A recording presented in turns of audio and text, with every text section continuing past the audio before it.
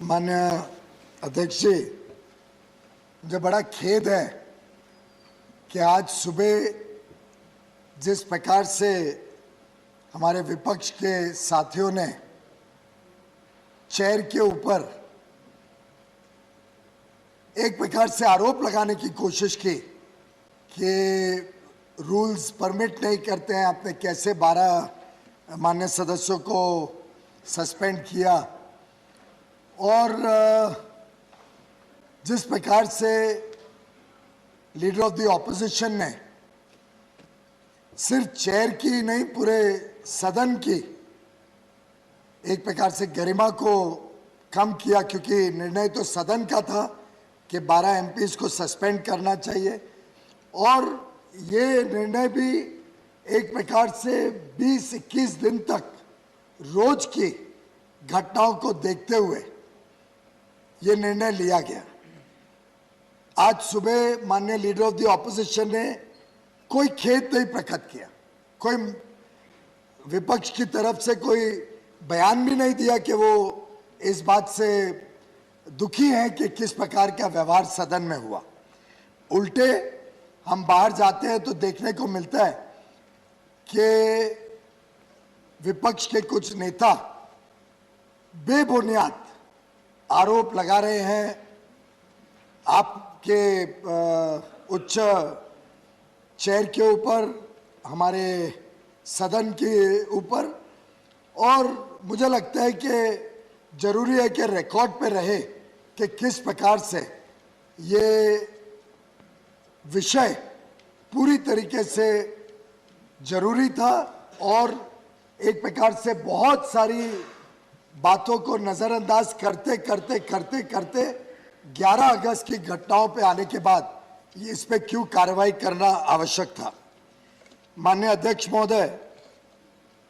आपने देखा कि पहले दिन से ही जब माननीय प्रधानमंत्री श्री नरेंद्र मोदी जी ने अपने कैबिनेट के कलीग्स को, यूनियन मिनिस्ट्री में जो नए मेंबर्स आए थे, नए मिनिस्टर्स को इंट्रोड्यूस करने का प्रयास किया, तब किस प्रकार से विपक्ष के सदस्यों ने उनको मिनिस्टर्स को भी इंट्रोड्यूस नहीं करने दिया। ये शायद ही इस उच्च सदन के इतिहास में कभी पहले देखा गया होगा। और सदन की परंपरा यह है कि जब तक मिनिस्टर इंट्रोड्यूस नहीं हो तब तक वो भाग नहीं ले सकता एक मंत्री के तौर पे सदन की कार्रवाई में। बहुत कोशिश के बावजूद चेयर ने बहुत प्रयास किया, लेकिन विपक्ष के सदस्य तैयार नहीं हुए कि वो माननीय प्रधानमंत्री जी को अपना दायित्व निभाने दें। बहुत पीड़ा के साथ माननीय प्रधानमंत्री जी ने अपने मंत्रियों को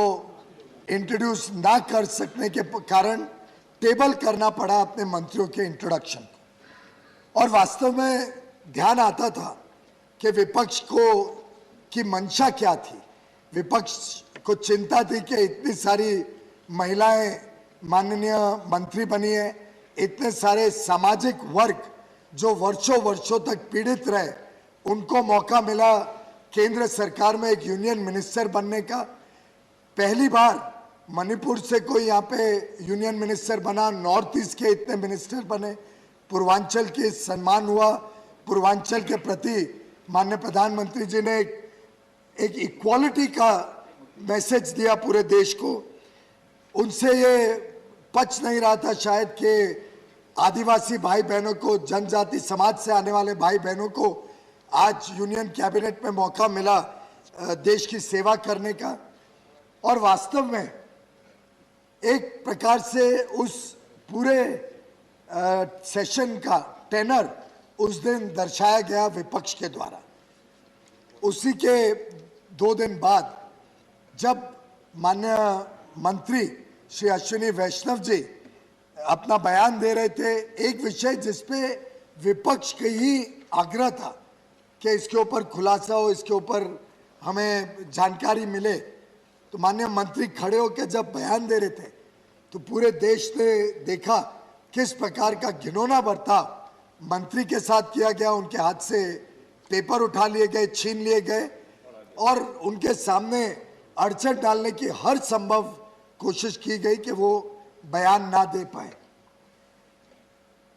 और उस समय तो कुछ मान्य सदस्य तो हमारे और आके लगभग अटैक करने की मुद्रा में दिखे। और ये सिलसिला माननीय अध्यक्ष जी समय समय पे देश ने देखा, चेयर का अपमान होते हुए देखा, हमारे अधिकारियों का अपमान होते हुए देखा, अन्य मान्य सांसदों का अपमान हुआ और पूरे सदन की गरिमा को पूरी तरीके से ध्वस्त करने का हर संभव प्रयत्न विपक्ष ने पिछले मॉनसून सेशन में किया। माननीय अध्यक्ष जी, मैं धन्यवाद दूंगा चेयर का, आपका, उपाध्यक्ष जी का और सभी आपके पैनल का और हमारे सभी स्टाफ का जो टेबल पे हैं, जो मार्शल्स हैं, जिन्होंने इतनी गलत बर्ताव के बावजूद संयम रखा, बहुत टॉलरेट किया, बहुत संवेदनशील तरीके से इस विषय को लिया, हर अटैक को सहन लिया बिना कोई उसका विषय बनाते हुए, बिना कोई कंप्लेन करते हुए। उसके बाद बढ़ते बढ़ते जब एक माननीय सदस्य ने एकदम चेयर के ऊपर ही लगभग हमला बोल दिया, तब कोई चॉइस नहीं थी, उनको एक दिन के लिए सस्पेंड किया गया। उस दिन भी जो दृश्य इस हाउस में हुआ कि दरवाजे बंद होने के बाद भी शीशा तोड़ा गया, दरवाजे का शीशा तोड़ने के कारण कांच कुछ हमारे स्टाफ, सिक्योरिटी स्टाफ को भी लगा, चोट पहुंची, उस पर भी चेयर ने निंदा की और काफी आक्रोश था कई मेंबर्स में कि इसमें एक्शन ली जाए। लेकिन एक संवेदनशील चेयर और सबकी इच्छा के हाउस चलने कोशिश की जाए, एक्शन आगे और बढ़ाया नहीं गया। चलते चलते अध्यक्ष जी 9 तारीख, 10 तारीख, 11 तारीख जो जो घटनाएं इस सदन में हुई, 9 तारीख को आपको ध्यान होगा कि एक अचानक डिवीजन मांगा गया, सब विपक्ष अपनी अपनी कुर्सी में जाके डिवीजन मांग लिया। साधारणतः इस बात की चेतावनी पहले दी जाती है, उसके बावजूद जब सडनली डिवीजन मांगा उसमें भी पर्दाफाश हुआ कि 79 votes in favour of the chair थे और 44 वो in favour of the government थे और 44 वोट्स विपक्ष के साथ थे। तो ये भी कोई अगर गलत फहमी फैलाने की कोशिश की जाती है कि विपक्ष के पास नंबर्स हैं या सत्तारूढ़ दल के और हमारे सहयोगी दलों के पास पूर्ण बहुमत नहीं है या बहुमत नहीं है राज्यसभा में, तो ये पूरी तरीके से उस दिन निरस्त हो गया। और ये कई ऐसे मौके आए हैं जिसमें विपक्ष को डिवीजन में अपनी सही ताकत का अंदाजा इस सदन ने दिया है। माननीय अध्यक्ष महोदय, आज ही मैं देख रहा था बाहर किसी माननीय सदस्य ने, मेरा आग्रह होगा बाहर की बात अब अंदर हम लोग नहीं सर, मैं स्पष्टीकरण इससे कर रहा हूं क्योंकि माननीय लीडर ऑफ द ऑपोजिशन ने ऐसे आरोप लगाए। ठीक है, उसको आप चलिए, मैं बाहर की बात नहीं कहता हूं, पर कई बार कई सदस्य कहते हैं कि हम इसलिए सस्पेंड कर रहे हैं 12 सदस्यों को क्योंकि हमारे पास संख्या नहीं है। तो सब के सब विपक्ष के माननीय सदस्यों को मैं आमंत्रण देता हूं, आप आइए, जिस विषय पे अभी डैम सेफ्टी बिल बातचीत होने वाली है, आज करना हो, कल करना हो, परसों करना हो, जब आप चाहें आप डिवीजन मांगिए और डिवीजन करके देख लेते हैं, सबको ध्यान में आ जाएगा, पूरा देश देख लेगा क्या परिस्थिति है, किसके पास पूरा बहुमत है, किसके साथ सदन खड़ा है और सच्चाई के साथ ये सदन खड़ा है और पूरी सच्चाई देश के सामने स्वयं विपक्ष के कुछ साथियों ने देश के समक्ष रखी। माननीय अध्यक्ष महोदय, 11 तारीख की घटनाओं में आपका ध्यान आकर्षित करना चाहूंगा। आपको ध्यान है 11 तारीख को आखिरी दिन था सेशन का, हम सब यहाँ असेंबल्ड थे, पर शुरुआत से ही कुछ माननीय सदस्यों ने बहुत ही खराब तरीके से यहाँ पे व्यवहार किया। कोई सदस्य लेडी मार्शल्स को अटैक कर रहे हैं और कोई सदस्य एक मेल मार्शल की गले को पीछे से ऐसे लिटरली वांटिंग टू स्ट्रैंगुलेट हिम। और वो तो भगवान की कृपा है क्या हमारे मार्शल्स भी तटस्थ खड़े रहे, नहीं तो सिक्योरिटी कॉर्डन अगर टूट जाता तो मुझे तो चिंता है चेयर का क्या होता, किस प्रकार से चेयर के ऊपर घातक हमला हो सकता था। लेडी मार्शल्स को हमला करना, उनको खींच के कॉर्डन तोड़ने की कोशिश करना, मेल मार्शल के गले को पकड़ के उनको स्ट्रैंगुलेट करने की कोशिश करना। कोई माननीय सदस्य आपके लेफ्ट में जो टेबल है उस पर चढ़ के एलईडी स्क्रीन तोड़ने की कोशिश कर रहा था। दो माननीय सदस्य यहाँ पे, एक सदस्य दूसरे सदस्य के गले में पट्टा बांध के और यहाँ घूम रहे हैं। मतलब वो एक्चुअली कॉटन की रोप थी, देख के डर लगता था, खास तौर पे क्योंकि जब वो दूसरी सदस्य एक बार यहाँ अनकॉन्शियस हो चुकी थी और यहाँ पे ऐसा प्रदर्शन करना इस उच्च सदन में, क्या गरिमा रहेगी इस सदन की और क्या हमारे माननीय विपक्ष के सदस्यों की गरिमा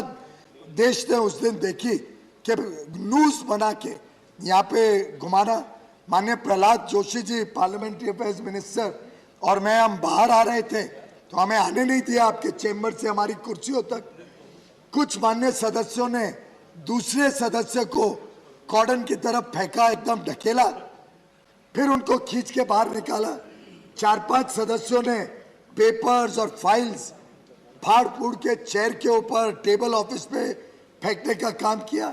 ये जिस प्रकार की घिनौनी हरकतें, विस्लिंग, हुटिंग, कोई माननीय सदस्य अपनी बात रखना चाह रहे हैं तो प्लेकार्ड से उसको ब्लॉक करना। कोई 2 सदस्य यहाँ पे वीडियो रिकॉर्डिंग ले रहे थे और वो वीडियो रिकॉर्डिंग बाहर जाके यूट्यूब पे दिखा रहे हैं। पर ये सब चीजों को देखते हुए संयम जब पूरी हद के पार हो गई और माननीय चेयर की जो पीड़ा हमने उस दिन देखी, तो हमने डिमांड किया कि एक कमेटी बनाई जाए। कमेटी सब जांच करके इसका सबसे उनकी भी वर्जन ले सकती थी, पूरे कार्रवाई सदन की देख सकती थी मॉनसून सेशन की, और तय कर सकती थी किस पे एक्शन लेना, किस पे आगे कैसे सदन अच्छी तरीके से नियंत्रण में चले, ये चिंता कर सकती थी। लेकिन माननीय चेयर के हर प्रयत्न के बावजूद कई विपक्ष के दलों ने रिफ्यूज कर दिया कि हम इस कमेटी के पार्ट नहीं बनेंगे। ऐसी परिस्थिति में 11 तारीख आखिरी तारीख थी मॉनसून सेशन की, तो स्वाभाविक था कि अर्लीस्ट अपॉर्चुनिटी कल थी, जो पहला दिन था नए इस हाउस का। और जैसा माननीय चेयर ने कहा, house is a continuing institution और हाउस में इस प्रकार की घिनौनी हरकत करना और फिर कहना कि अब वो तो सेशन खत्म हो गया, अब कोई कार्रवाई नहीं हो सकती, ये तो मेरे ख्याल से ना न्यायिक है और ना इस सदन की गरिमा देश के सामने बढ़ाएगा। इसलिए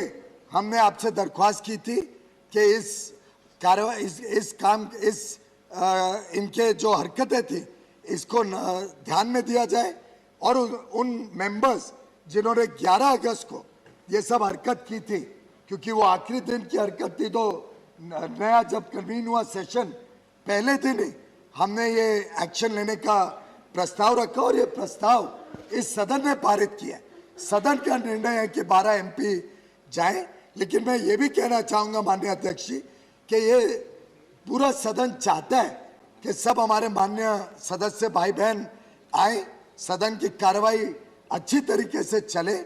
वो माफी मांगे। जो गलत काम, गलती किसी से भी हो सकती है, जब गलती होती है तो बड़प्पन इसी में है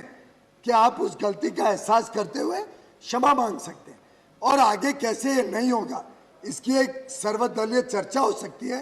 चेयर के साथ हो सकती है, हमारे आपस में हो सकती है। आगे कैसे सदन, आखिर सदन को तो दशकों तक, वर्षों तक चलना है, कैसे अच्छी तरीके से चले इसके बारे में भी एक सहमति बन जाए। तो मैं समझता हूं कि सरकार भी तैयार है इसमें पुनः विचार करने के लिए, लेकिन माननीय सदस्यों को अपने यहाँ पे क्षमा मांगना, और क्षमा सिर्फ चेयर की नहीं, क्षमा इस पूरे सदन की और देश की क्षमा मांगनी चाहिए जिस प्रकार का उन्होंने हरकत की। धन्यवाद। धन्यवाद माननीय, एक मिनट धन्यवाद माननीय मंत्री जी। मुझे उम्मीद है माननीय चेयरमैन साहब ने यहाँ से कहा था, अपनी बात में उल्लेख किया था कि माननीय नेता सदन और माननीय नेता प्रतिपक्ष मिलकर के इस पर परामर्श करेंगे और रास्ता निकालेंगे। मैं पुनः उसकी पुनरावृत्ति कर रहा हूं जो माननीय चेयरमैन साहब ने कहा। माननीय सभापति महोदय, आपकी अनुमति से मैं बांध सुरक्षा के लिए मैं माननीय मंत्री जी, आज का जो आपके भावना जो थी उसको मद्देनजर अभी आपने जो कहा जी